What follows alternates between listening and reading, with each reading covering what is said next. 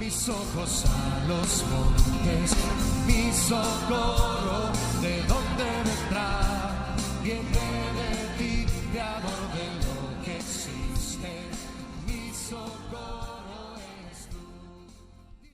A iniciar nuestra enseñanza, no habiendo otro anuncio más que mencionar, el día de hoy nuestro mensaje se llama Un paso de fe. Un paso de fe. Para los que les gusta tomar sus notas, y les voy a dar unos segundos para que abra su Biblia, por favor, en el Evangelio de Mateo, en el capítulo 14.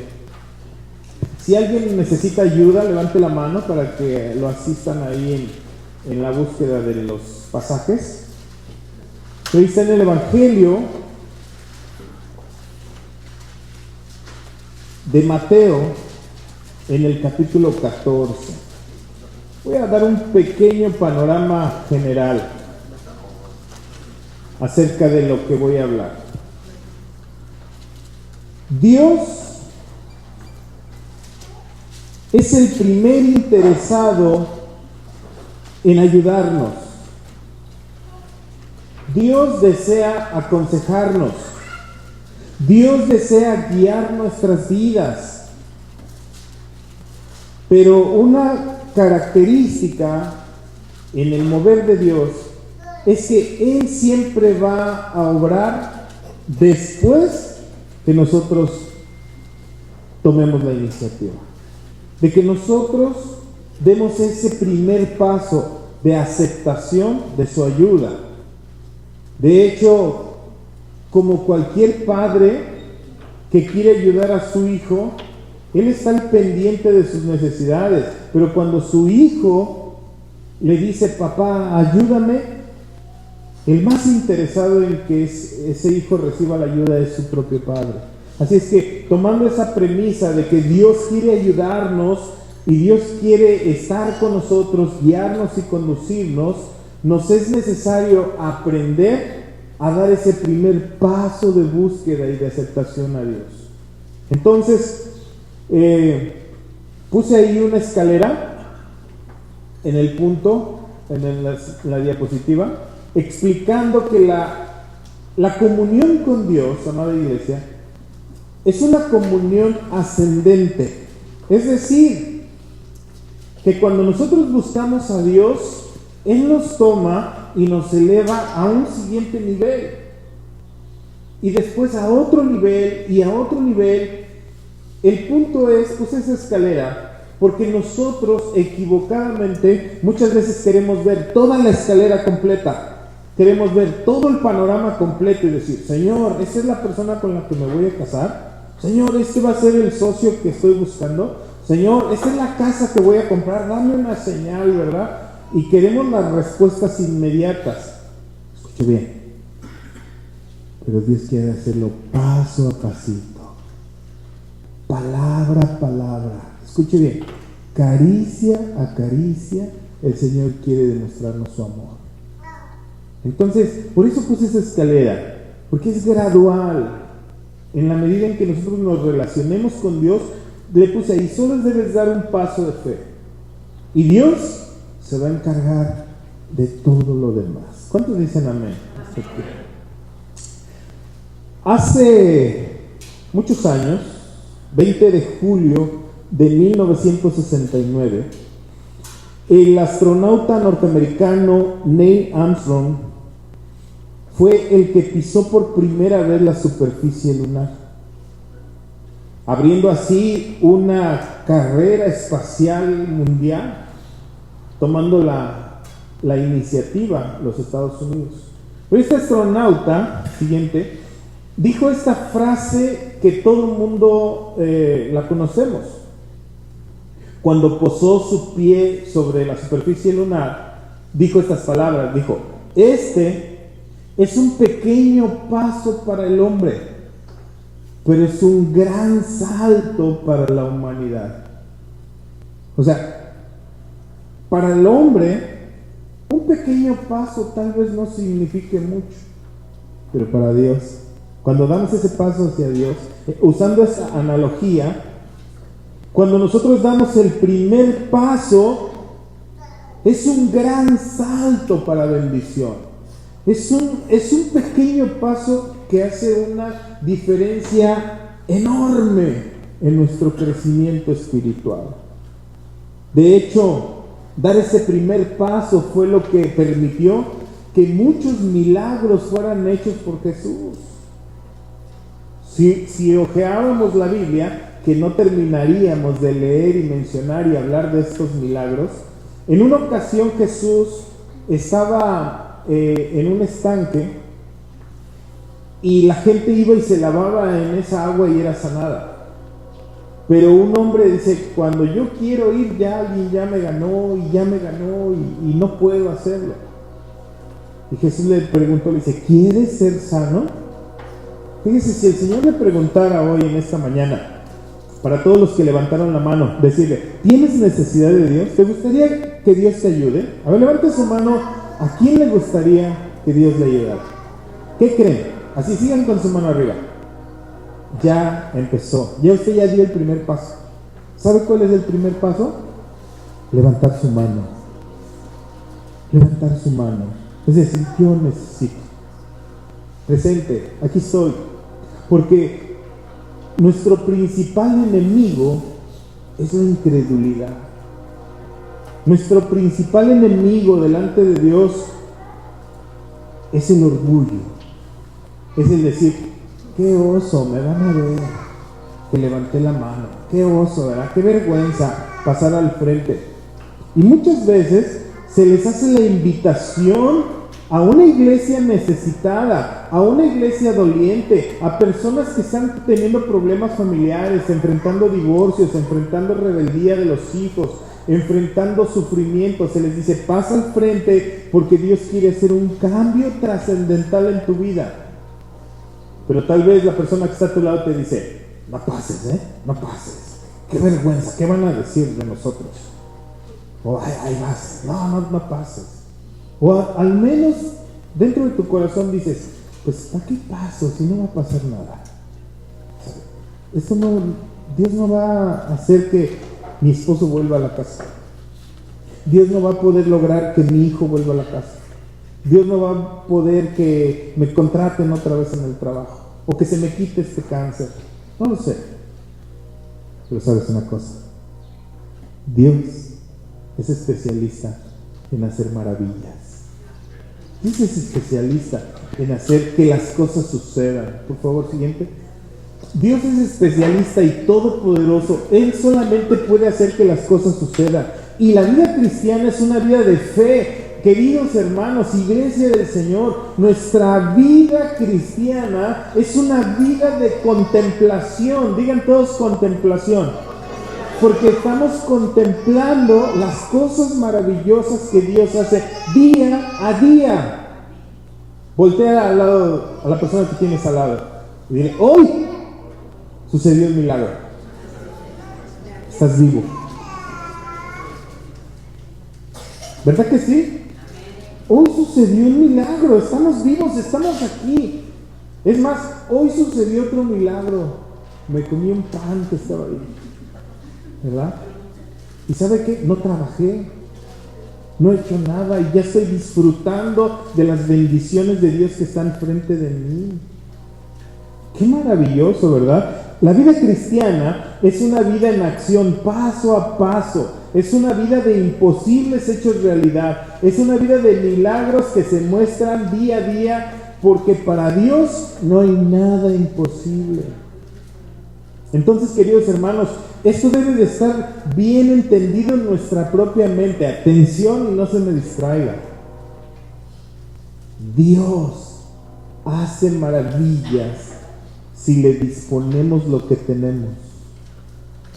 Aún lo pequeño, lo poco que tú tengas, aún el paso más corto, más pequeño e insignificante, ese pequeño paso propiciará un enorme salto y propiciará un crecimiento de madurez espiritual que tú vas a poder ver a Dios en acción. Lo vas a ver en acción. Ahora déjame levantar un poquito más de expectativa. ¿Cuántos quieren ver a Dios en acción? Hoy lo van a ver. Hoy lo van a ver. Yo me levanté en la madrugada entendido de que hoy voy a ver al Señor haciendo cosas maravillosas. ¿Sí? Así, con esa expectativa vengo yo. Mapa de nuestro mensaje para los que les gusta tomar nota. Estos son los 3 puntos que vamos a estudiar el día de hoy. Hoy vamos a ver 2 milagros. Hay muchos en la Biblia. ¿Sí? Pero hoy día nos vamos a centrar en 2 milagros. ¿Por qué? Porque este pequeño pasaje de la Escritura nos va a mostrar, atención, que hay milagros para que Dios se muestre públicamente, pero hay otros milagros que Dios hace en lo privado para edificación y testimonio de sus discípulos. O sea, unos son los milagros generales que Dios hace y otros son podríamos decir de esta manera, un curso intensivo para los que amamos a Dios. Así, milagros personales. Entonces, punto número 1 de nuestro mensaje: milagros y señales para las multitudes. Dios hacía grandes milagros para las multitudes. Pero el paso número 2, estos milagros personales son para convicción de sus discípulos, para que los discípulos vivan en carne propia la experiencia de los milagros. Esto se debe al grado de comunión que tú tengas con el Señor. Tú puedes ver milagros en las iglesias, en la calle, puedes saber, conocer y entender que hay milagros, pero cuando tú lo experimentas el milagro en carne propia, eso es algo muy personal para ti, que Dios hace para ti, para que mostrarte su presencia, su amor, su cuidado, sus planes, etc. Pero punto número 3, le puse por título: Señor, sálvame. Señor, sálvame. Fíjense, Dios nos debe de salvar de 2 cosas. Fíjense bien, de 2 cosas.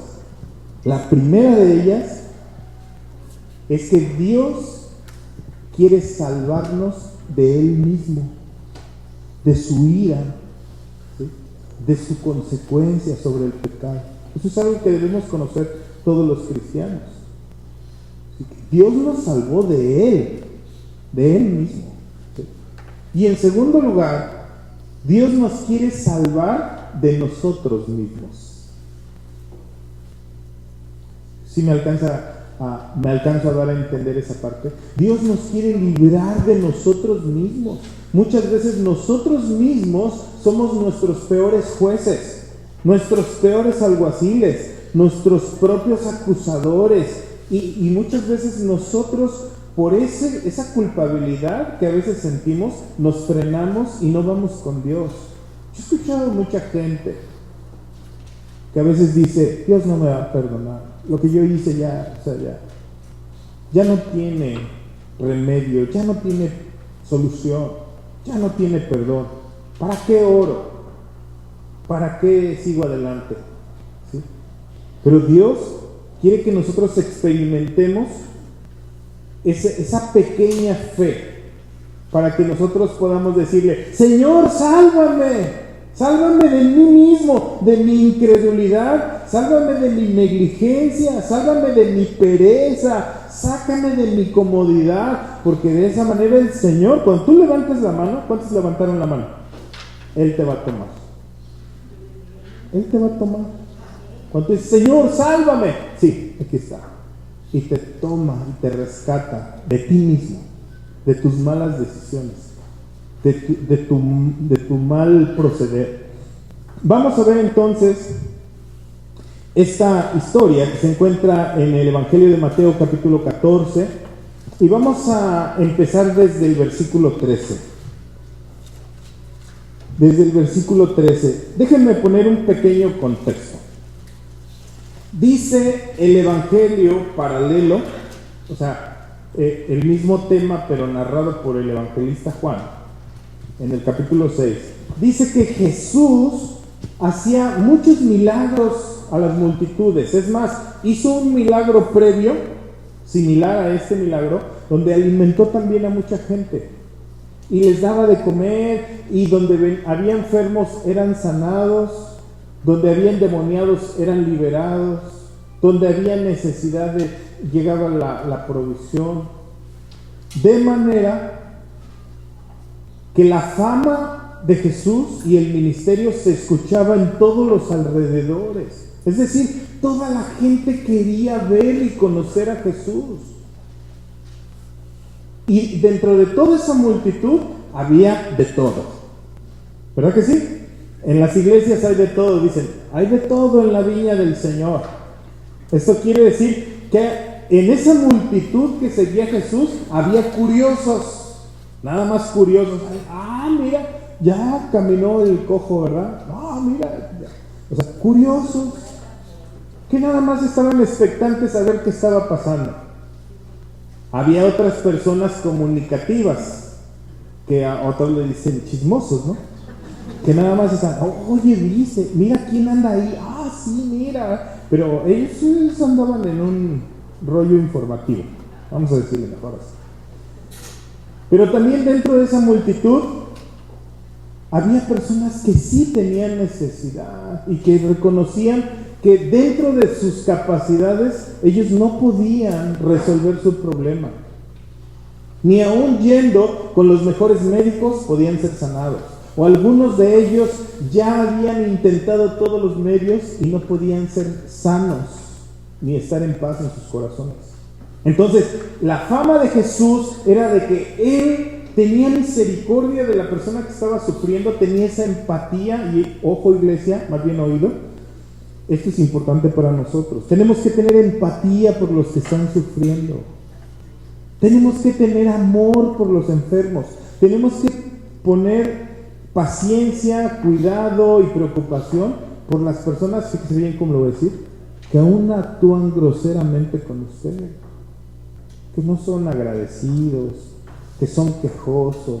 Y en vez de nosotros criticarlos, tenemos que ver su necesidad. ¿Sabe?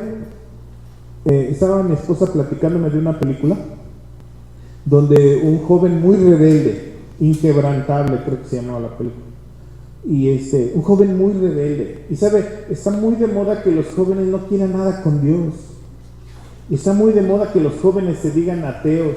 Su inexperiencia y su falta de experiencia personal en la vida los lleva a pensar que ya examinaron todo el universo y la ciencia y la teología, y los lleva a la convicción de que Dios no existe.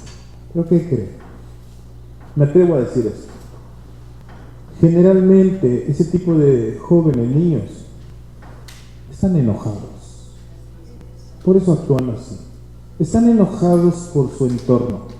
Están enojados con su condición. Están enojados, dolidos y lastimados aún en su propio corazón. Están inconformes y necesitan por todos los medios que los ayudemos a ver a Dios en sus vidas.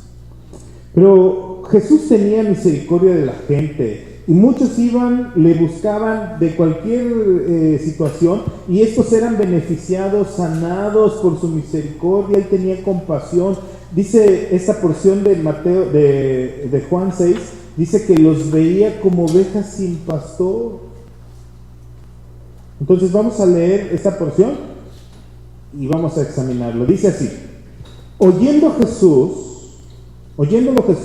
se apartó de allí en una barca en un lugar desierto y apartado. Y cuando la gente lo oyó, siguió a pie desde la ciudad. Se iba la gente como en peregrinación, como en marcha, así siguiendo al Señor. Y saliendo Jesús, vio una gran multitud y tuvo compasión de ellos.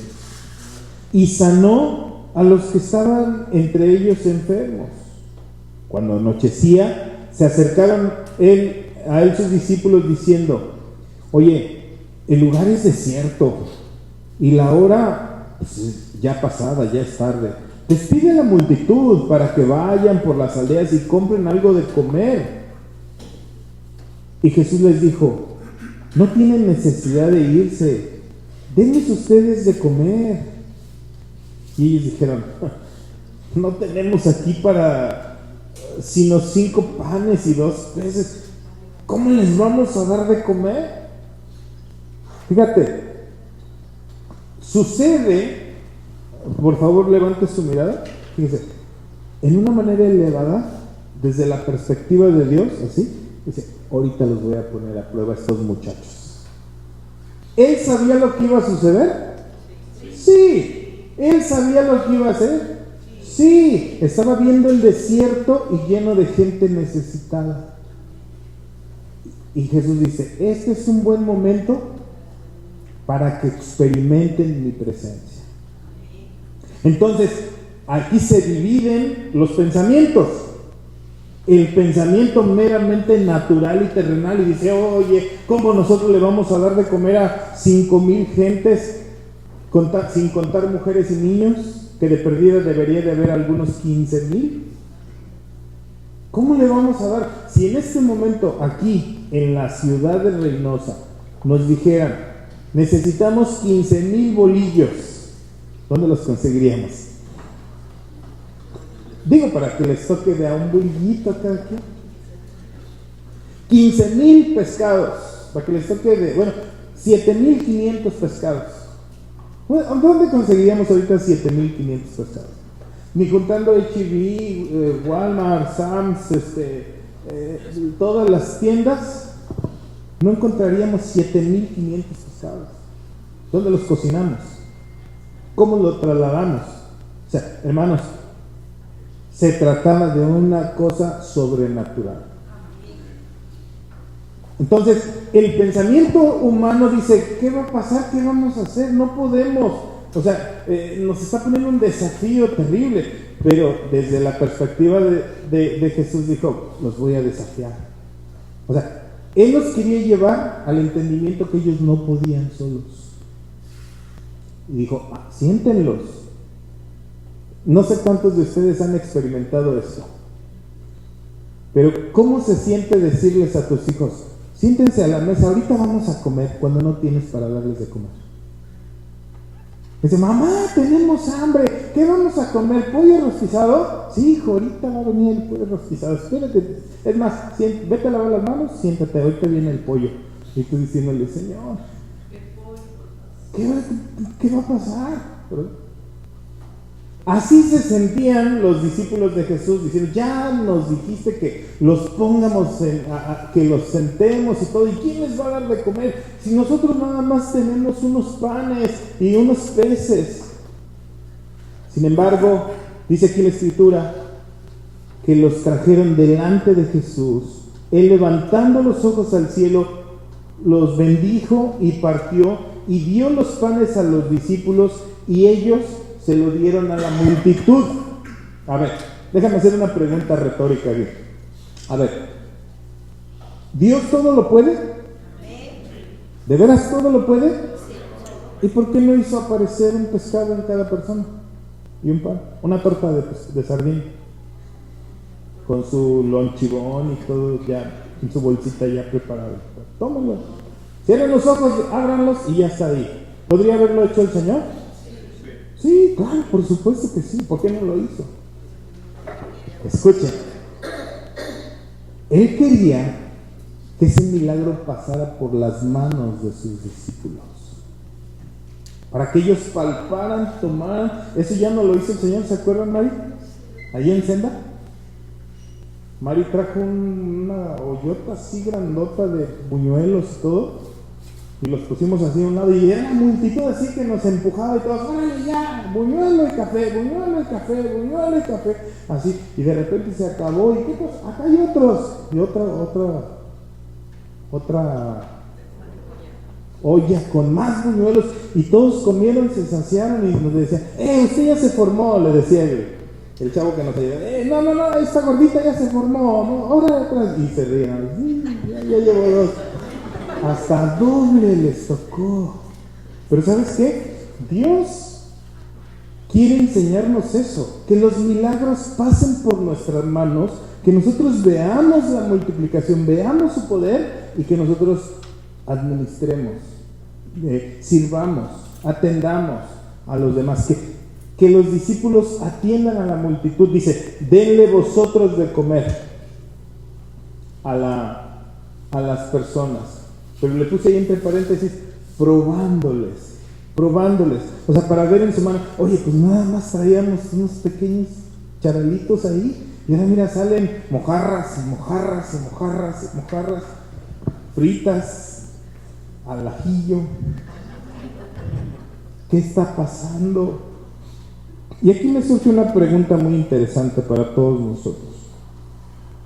¿Qué son tus recursos en tus manos? ¿Qué es lo que tienes en tus manos? Es que ya junté unos pesillos, pastor, ahí ya tengo un ahorrito, ¿verdad? Es que, ¿sabes qué? Pues yo nada más sé hacer eso.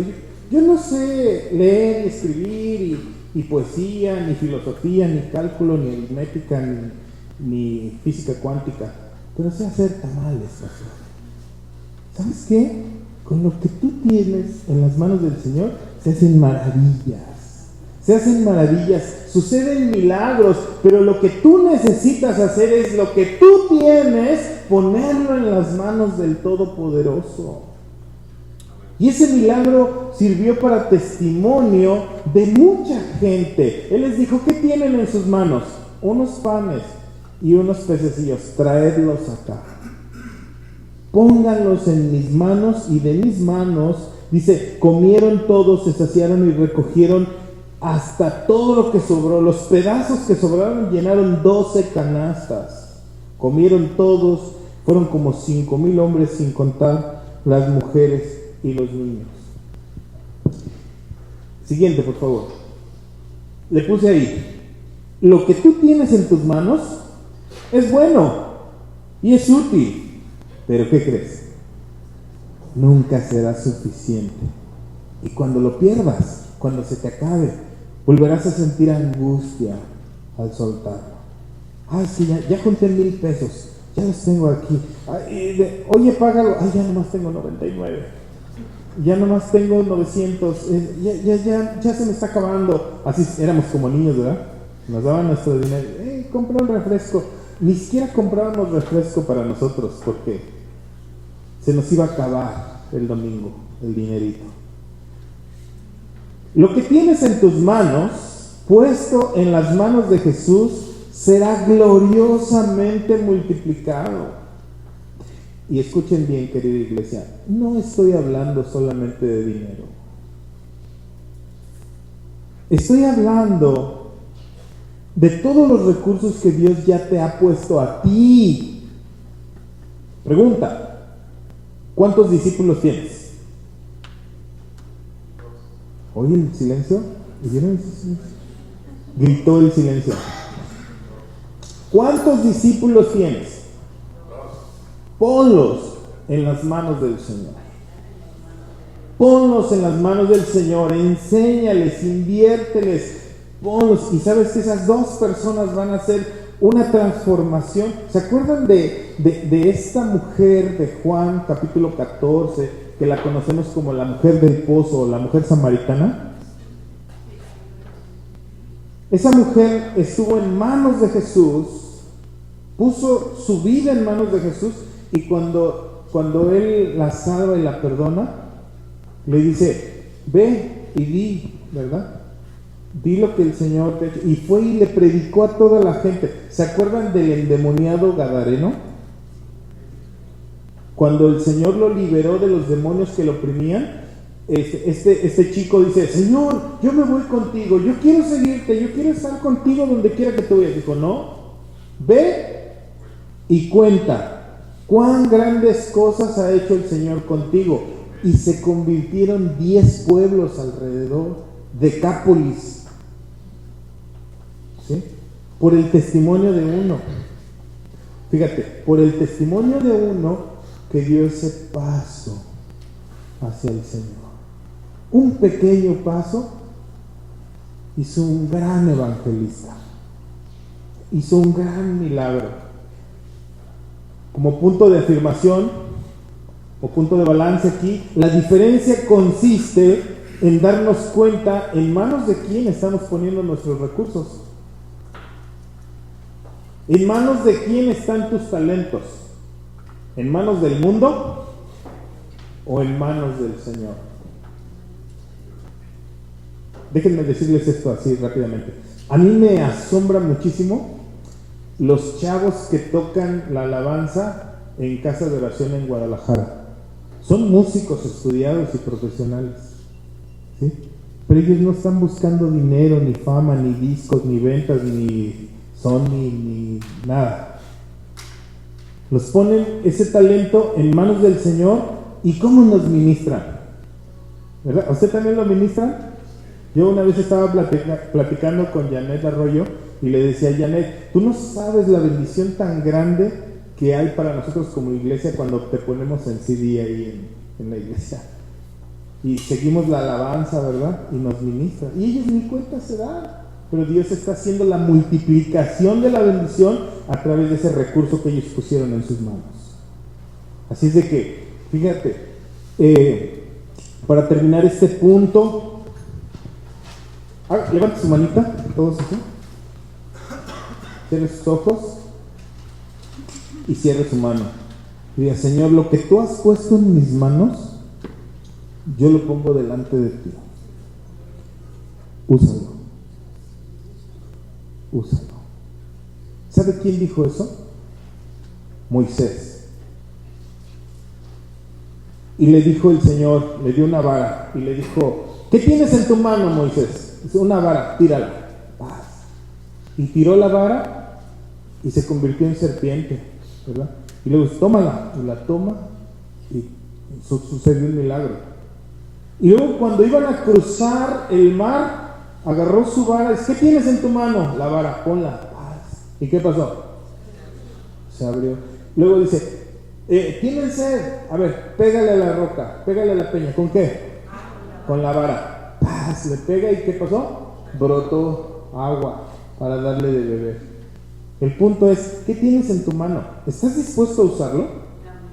¿Estás dispuesto a ponerlo en manos del Señor para que Dios lo use, lo multiplique, lo bendiga y haga maravillas con lo que tú tienes en tu mano? ¿Sí? Pues tenemos que poner y disponer nuestras manos para que Dios lo haga. Amén.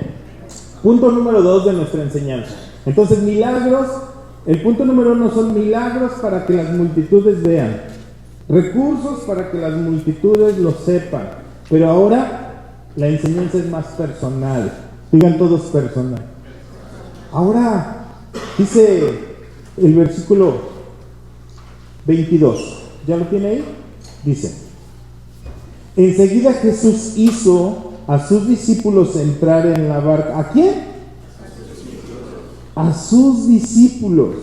La palabra discípulo es la palabra matetes, que se traduce a alguien que aprende de otro, alguien que sigue a su maestro, que aprende de él.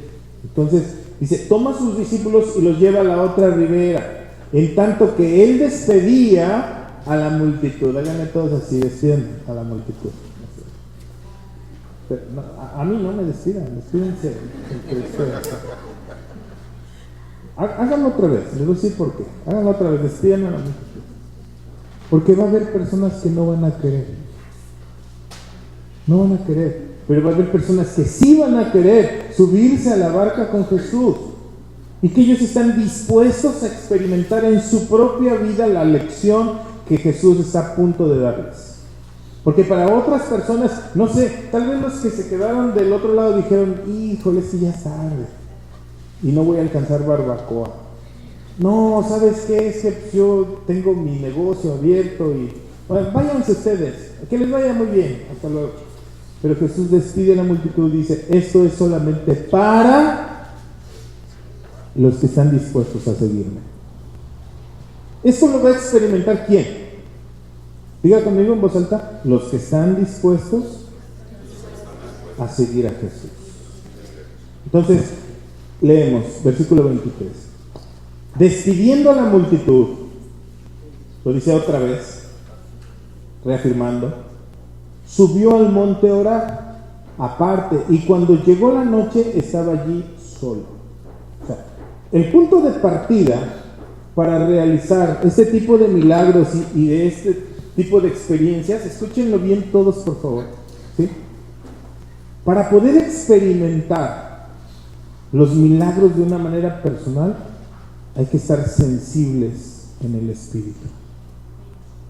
Son tiempos, miren, yo les aconsejo que en su casita hermosa que tienen todos ustedes, elijan un lugar.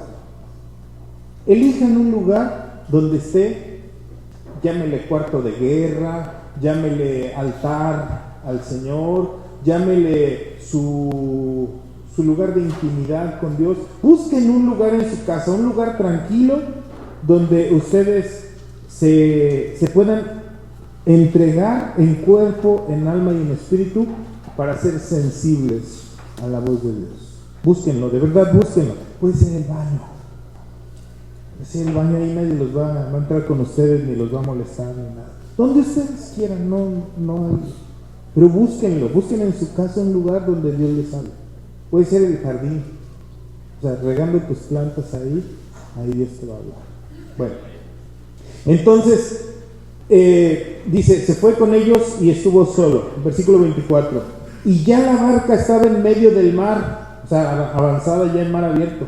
Dice, azotada por las olas porque el viento era contrario.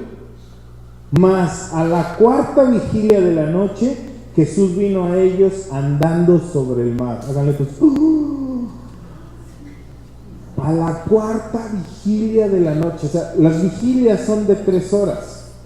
Entonces, si la vigilia empezaba a las 6 de la tarde, para las 9 de la noche era la primera.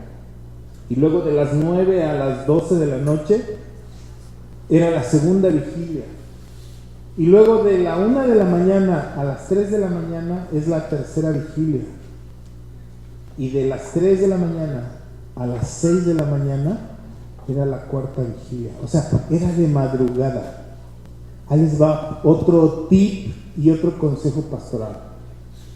¿Quieren ver qué cosas maravillosas sucedan en su vida? A ver, díganme lo interesado. ¿Sí? ¿Quieren ver qué cosas sobrenaturales, experiencias maravillosas sucedan en su vida? Hagan esta oración que yo hago y díganle, Señor, levántame en la madrugada a buscarte. Y Dios los levanta y se les va el sueño. ¿Y saben qué es lo más maravilloso? Que aunque entres a las 7 de la mañana a trabajar, vas bien entero.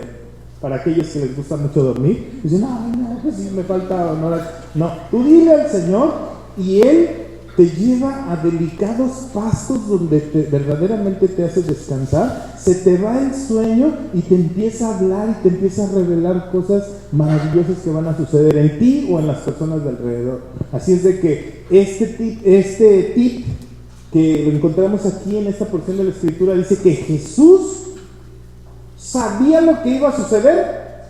Sí. ¿Qué dice usted? ¿Sabía? Sí. Y se preparó espiritualmente para ello. Entonces empieza a caminar sobre el agua. Eso, queridos hermanos, es algo completamente fuera de toda razón, de toda lógica, de toda física, de toda matemáticas, de toda ley de la gravedad, etcétera, etcétera. Esto es algo sobrenatural, el que haya caminado sobre el agua. Así es mi Dios. Y dice, Jesús camina sobre el mar. Se mueve Él a un modo totalmente sobrenatural. Y ellos tienen miedo. Entonces ellos ven como un fantasma. Versículo 26. Y los discípulos, viéndole andar sobre el mar, se turbaron diciendo, ¡un fantasma! Y gritaron de miedo. Pero enseguida Jesús les habló diciendo, tengan ánimo, yo soy. A ver, todos digan, yo soy. ¿Cómo se llama Dios? ¿Cómo se llama? Yo soy. ¿Se acuerdan? ¿Les suena conocida esa palabra? Moisés. Ay, es que tengo que ir con el faraón. ¿Y qué les voy a decir? ¿Quién me manda? ¿Cómo te llamas? ¿Quién le digo que me habló?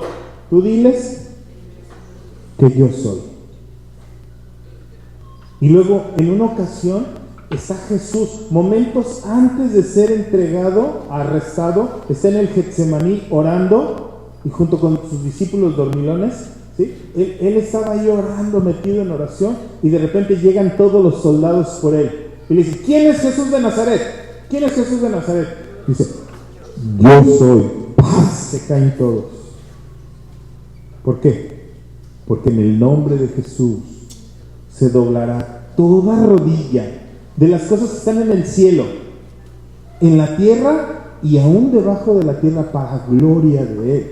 O sea, nos guste o no nos guste, creamos o no creamos, estemos de acuerdo, seamos ateos, budistas, musulmanes, krishnas, etcétera, etcétera, etcétera, un día nuestra rodilla se va a doblar y vamos a decir: Él es el Señor.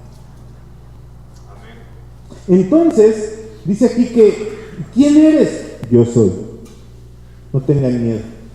Entonces respondió Pedro y le dijo: Señor, si tú eres, manda que yo vaya a ti sobre las aguas.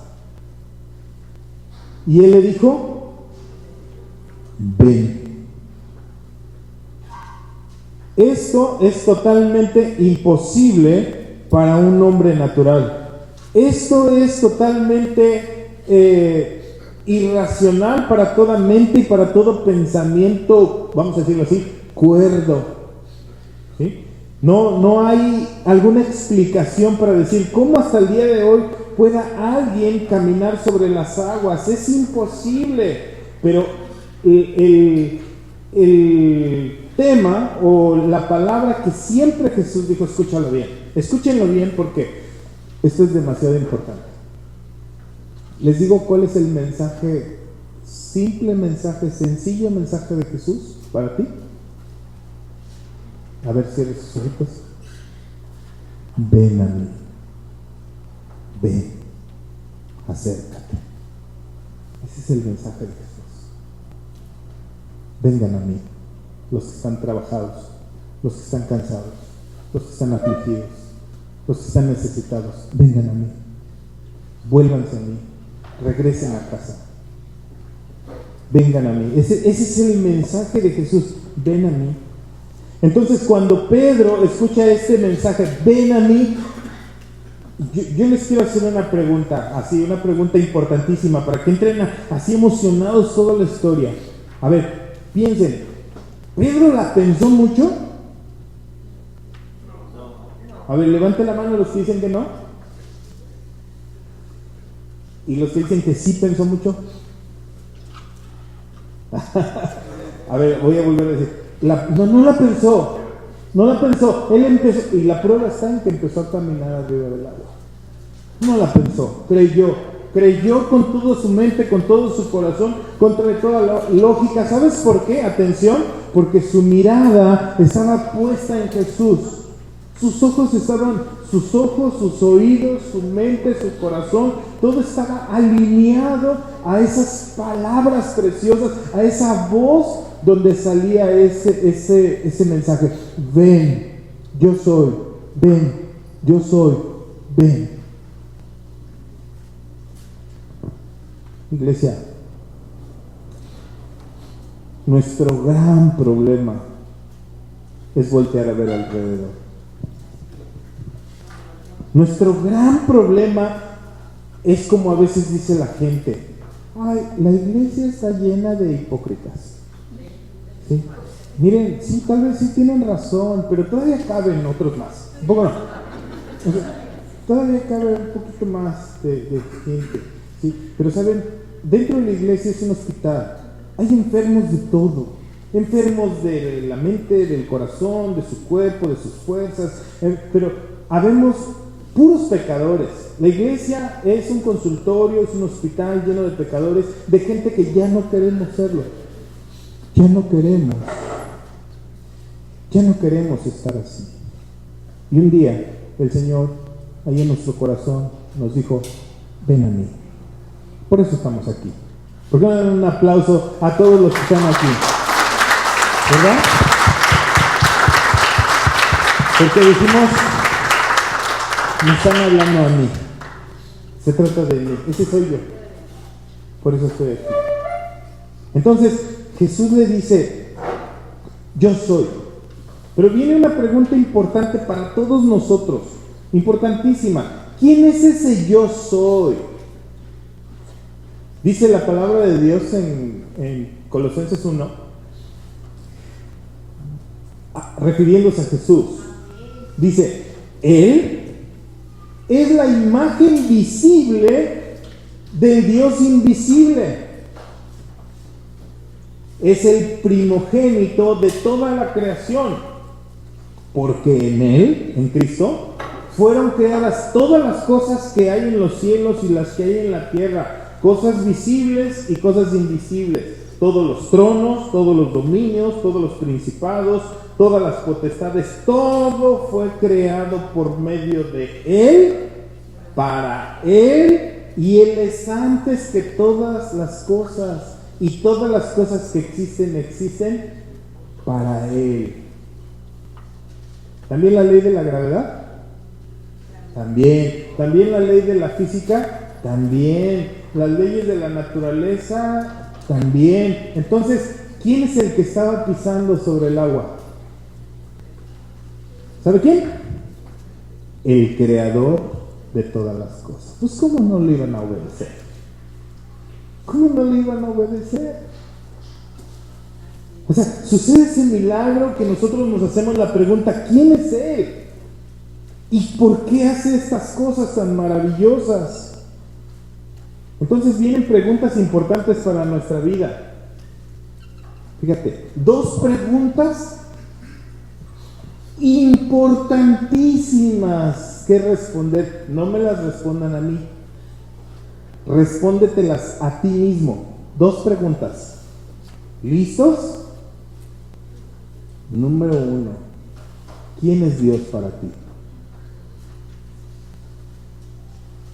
¿Quién es Él para tu vida? Fíjense, voy a ponerles un pequeño examen chiquito. ¿Dios es todopoderoso? Sí. ¿Dios sabe todas las cosas? Sí. ¿Dios es soberano? O sea, Él hace lo que quiere con su creación, ¿sí? Entonces, ¿por qué preguntamos? ¿Por qué yo, Señor? ¿Por qué dudamos? ¿Por qué tenemos miedo? A ver, fuera máscaras. Todos fuera máscaras. ¿Has tenido miedo? ¿Sí has tenido miedo? ¿Has tenido incertidumbre de qué va a pasar cuando estés viejo y no puedas trabajar y no puedas ganar dinero? ¿Quién me va a mantener? ¿Qué voy a hacer cuando vengan las enfermedades? ¿Cómo voy a pagar? ¿Cómo voy a hacer? ¿Y si mis hijos se van? ¿Y si mi esposo se muere? ¿Y si mi esposa se muere? ¿Y qué? Pregunta. Segunda pregunta. ¿Cuál era la primera pregunta? Ah, sí me están poniendo atención. Segunda pregunta. ¿Quién soy yo para Él? ¿Quién soy yo para Él? Miren, yo soy muy emotivo y a veces hasta me da escalofrío así pensarlo. Pero yo solito me abrazo de parte de Dios. ¿Usted también? Yo me abrazo y digo, ay Señor, cuánto me amas, Señor. Qué hermoso es sentir tu abrazo, tu cuidado, tu provisión. Hay veces que estoy en la madrugada estudiando la Biblia y tengo frío, como anoche que hacía frío. Y siento como un calorcito me rodea mi cuerpo. Porque a veces también siento la presencia del enemigo. Cuando siento, a ver, ¿me quieres poner miedo? A ver. Señor, ¿quién soy yo para ti? Nada te va a tocar, nada te va a pasar. Y ya me relajo, ¿verdad? Sí. Hasta cierro los ojos y digo, mira, no tengo miedo. El Señor me rodea. Dice su palabra que sus ángeles me rodearán, que sus alas me cubrirán, que debajo del Altísimo moraré seguro, que Él es mi sombra, que Él es mi protector, que Él es mi escudo alrededor de mí, que no tengo nada que temer. El Señor es mi pastor, nada me faltará. ¿Verdad que sí? ¿Lo hemos creído? Entonces, 2 preguntas importantísimas, puntos de sujeción. de nuestra vida. ¿Quién es Dios para ti?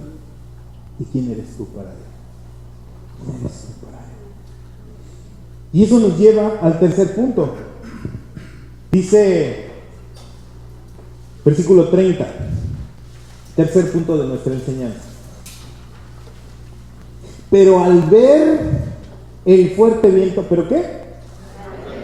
Otra vez, ¿pero qué? Al ver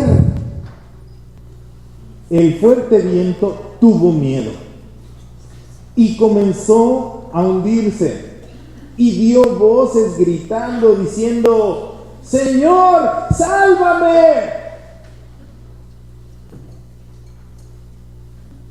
¿Tú has dicho esa frase? ¿Sí la has dicho? Y si no la has dicho, yo creo que hoy es el día. Que le digas: Señor, sálvame. Señor, sálvame. ¿Y sálvame de qué? Si el Señor estaba ahí y Él estaba caminando y Él estaba experimentando su presencia, su cuidado y todo. Entonces, ¿sálvame de quién? De haber quitado mi mirada de ti. Amada familia, hermanos, todos sufrimos y se perturba nuestra mente y nuestro corazón cuando quitamos nuestra mirada del Señor. Cuando nos olvidamos quién es Él y quién soy yo para Él. Cuando quitamos de nuestra mente y de nuestro corazón que Él es todopoderoso, que Él es soberano, y ¿sabes qué? El miedo, escúchalo bien, el miedo paraliza.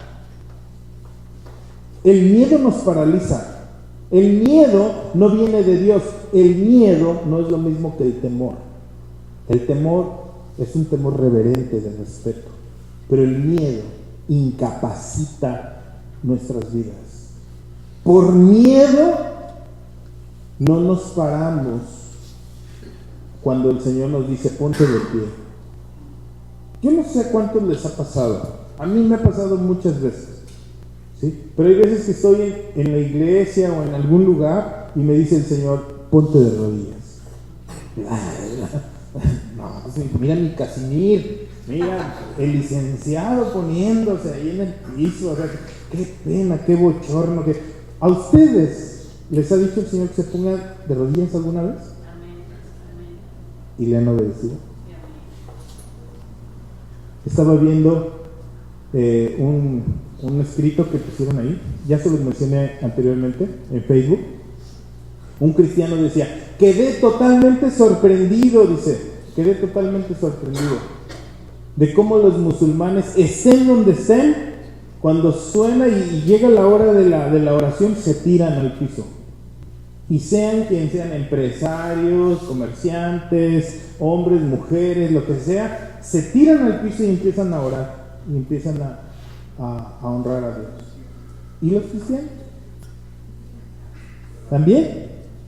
Cuando el Señor te dice: miren, híjole, es que a veces me cuesta un poquito de trabajo hablar así, pero así soy, perdón. ¿Cuántos de ustedes han sentido unas urgencias de ir al baño así, pero enormes, pero enormes, que ya no aguantas, así que no quieres pasar ni un tope, ni reírte, ni estornudar, ni nada así, pero dices: ya, por favor, ya no aguanto, ¿verdad? Así. Y llegas corriendo y sacas la torreta y la pones arriba de tu cabeza y prendes la sirena: quítense todos, y vas corriendo y pensar. Bueno, ¿por qué digo todo esto? Porque a veces yo he sentido esa necesidad, esa urgencia de orar a Dios. Así un deseo desesperante que el Señor me dice: párate, oríllate. Y me paro y me digo: Señor, tengo tanta necesidad de ti, necesito orarte. No sé ni por qué, ni para qué, ni nada, porque a veces no vienen ideas pronto de: voy a orar porque tenga trabajo, voy a orar porque me sana. No, simplemente sencillamente hay un botón rojo, hay una sirena encendida que te dice: búscame. Un día entenderemos por qué Dios nos pone a orar así.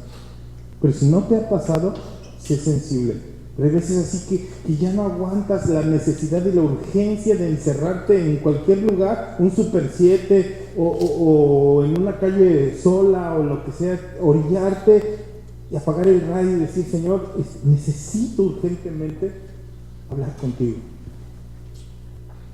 Es bien bonito experimentar eso, porque habla de nuestra más importante necesidad. ¿Sabes por qué? Quisiera que levante la mano los que tienen problemas. Ahí está el miedo, luego, ¿verdad? Hasta levantamos así las dos. Los que tenemos problemas, ¿no? No baje su mano. Quiero preguntarle algo. Quiero preguntarle si usted sabe cuál es su principal problema. Porque alguno de ustedes es enfermedad, dirección, paz en su corazón, problemas familiares, matrimoniales, existenciales, etc. ¿Sabe cuál es nuestro principal problema? Perdón que se lo diga. El pecado. Se llama pecado. Es nuestro principal problema. El pecado nos hace sufrir, el pecado nos hace llorar, el pecado nos hace levantarnos de madrugada con incertidumbre, el pecado nos hace odiar, ambicionar, afligirnos, ponernos melancólicos. El egoísmo, el pecado, todo eso. Nuestro principal problema es el pecado. ¿Y qué cree? Buenas noticias. Por eso fue Cristo a la cruz. Por eso derramó su preciosa sangre, para darnos libertad sobre el problema más grande que nosotros en la vida. Todos los demás problemas son secundarios. El principal de ellos es el pecado. Es el que nos atormenta de día y de noche y nos acusa de día y de noche. Entonces, fíjese bien, ¿por qué?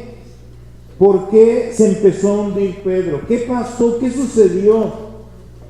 Señor, sálvame, sálvame. Y al momento Jesús extendió la mano y lo asió de él. Y él le dijo, hombre de poca fe, ¿por qué dudaste? Fíjese, vea la escena. Jesús tomándolo de la mano. Escuchen bien. Jesús no le dijo, Pedro, agárrate fuerte. Pedro, ponte listo, voy a extender la mano y tú te vas a pescar. ¿Verdad que no? La pregunta interesante es esta. ¿Quién sostuvo a quién? ¿Quién asió a quién? ¿Quién? Escucha, Dios es el que te sostiene de tu mano. Dios es el que te levanta. Dios es el que hace la función de fortaleza. Él es el que nos ayuda. Él es nuestro ayudador. Entonces, fíjate, aquí en mi diapositiva le puse, depositar nuestra fe en Él es salir de la barca, caminar sobre las olas, caminar sobre lo imposible. Eso es tener fe. Pero quitar nuestra mirada de Él y ponerla en los fuertes vientos, eso nos hundirá. Jesús está dispuesto a salvarnos y a sostenernos de la mano. No es que Pedro se agarró fuerte.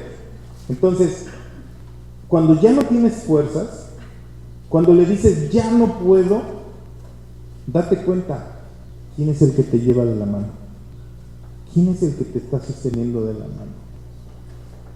Y le puse ahí en mi diapositiva, al final. ¿Cuántas veces has dicho con sinceridad, Señor, sálvame? Y si no lo has hecho, tal vez ese sea el momento de hacerlo. Conclusión. Vamos a la conclusión para terminar. Son palabras de afirmación, palabras para reconocer y reflexionar nosotros, llegar a nuestras propias conclusiones y preguntarnos. El Señor le dijo a Pedro, hombre de poca fe. Hágale así su manita. así. ¿Sabe el tamaño de un granito de mostaza? Así, chiquititita la semilla, como un piojito, es así la semilla. Ahora yo quiero preguntarles, ¿cuántos de los que estamos aquí tienen poca fe? A ver, levanten su poca fe que tienen. Esa poquita fe, mira, le doy muchas gracias a Dios, me da alegría ver que levanten su mano y que digan, ese de la poca fe soy yo. Buenas por ustedes, porque esa poca fe es lo que es suficiente y necesario para que Dios haga cosas grandes y maravillosas. La poca fe te va a llevar a la convicción de que necesitas más. La poca fe te va a mover. Eso es lo suficiente, reconocer que necesitas para que Dios haga la diferencia. Y déjame hacerte estas preguntas para terminar. ¿Qué es lo que nos impide dar ese paso de fe y de confianza en Él? ¿Qué es lo que nos impide? ¿Quieres ver cosas grandes y maravillosas que tú no conoces? Pregunta, ¿acaso Dios ha fallado? ¿Ha dejado el Señor de cumplir sus promesas en tu vida? ¿Acaso el problema que tú tienes es más grande que yo? Dice el Señor. ¿O acaso hay algo imposible para mí? Dice el Señor.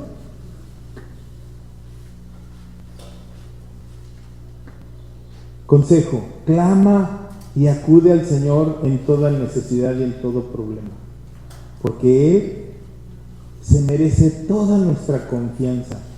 Él, escuchen bien, nunca nos fallará, Él nunca nos dejará y Él nunca nos abandonará. ¿Cuántos lo creen? ¿Por qué no le dan un aplauso al Señor? ¡Qué bueno eres, papá! Gracias, Señor. Esto nos afirma muchísimo. Concluyendo, fíjese bien, antes de dar el paso decisivo para cualquier decisión que tengas que tomar, recuerda, Dios es digno de toda confianza. Jesús te ama y sabe lo que está haciendo. Fija toda tu atención y toda tu confianza en lo que Él es. Antes de dar ese paso decisivo, recuerda todo lo que Él te enseñó. ¿Saben de dónde tomé esa frase? Cuando yo tenía 9 o 10 años, teníamos un tío que era clavadista profesional, maestro de natación y todo eso. Y cuando mi sobrino y yo estábamos practicando clavados y natación, nos subía a la plataforma de 10 metros. ¿Cuántos han subido a la plataforma de 10 metros? Se han tirado clavados así de... Bueno, cuando llegas así, ves la alberquita así, chiquitita, ¿verdad? Y llegas y te paras en la orillita y tienes que coordinar el cuerpo pues, para hacer el giro y la torsión, para no caer, te revienta el estómago si caes de esa altura de panzazo. Entonces llegas a la orilla, sientes con tus dedos el trampolín y tu mirada, fíjate, si tú volteas al horizonte, vas a ver la altura. Si tú volteas hacia abajo y ves la alberca chiquita, dices, voy a caer afuera de la alberca. Y sientes el viento, cómo te mueve, ¿sí? Pero esta frase me la enseñó mi tío. Y me decía, cuando tú te pares en la plataforma para tirar el clavado, tus ojos, tu mente, tu corazón y todo debe de estar concentrado en lo que ya aprendiste. En lo que ya aprendiste. O sea, no tienes que ver. Y puse esa imagen porque ahí está la clavadista, ¿ya la vieron? Si han tomado ese cuidado de ver a un clavadista cuando va a hacer su ejecución, no está viendo a los jueces, ni tampoco, ¡ay! ¿Verdad? Está viendo para mí, ¡ay! ¿Cómo le voy a hacer? Su mirada se cierra y se concentra en lo que ya sabe y se prepara para ejecutar lo que ya aprendió. Así es en nuestra vida, cristianos. Ante toda situación difícil, ante toda experiencia que tengas que vivir, recuerda estas palabras que estudiamos el día de hoy. No te dejaré, no te desampararé, siempre te sustentaré. Yo sé lo que estoy haciendo en ti, yo sé lo que te estoy mandando a hacer. Antes de dar este paso decisivo, recuerda todo lo que Él es. ¿Quién soy yo para Él? ¿Por qué me dice que lo haga? Cualquiera que sea el problema, no importa lo que esté pasando, si sientes que te hundes, si sientes que no puedes más, clama a mí, dice el Señor. ¿Cuál es ese clamor? Sálvame, Señor, sálvame. Y me decía mi tío, dice, cuando tú ejecutes el clavado, ahí estaré yo para sacarte de la fosa. Porque cae uno a una alberca muy profunda. No tocas el fondo. Esa es la intención, que cuando te tires el clavado, pues no te golpes en el piso. Es muy hondo. Pero él decía, cuando tú caigas, yo te sacaré. Y eso se me quedó bien grabado y quise compartirlo con ustedes hoy. No tengas temor en decirle sí al Señor, en entregarle tu vida, en entregarle tus problemas, en poner en Él tu matrimonio. No, pues que mi matrimonio ya 40 años, ponlo en sus manos. Dios es hacedor de maravillas. Dios va a hacer cosas especiales, cosas maravillosas este día. ¿Cuántos dicen amén? Yo quisiera orar. Cierre sus ojitos antes que cualquier otra cosa. No me dejarás caer, eres mi protector, nunca me dormirás.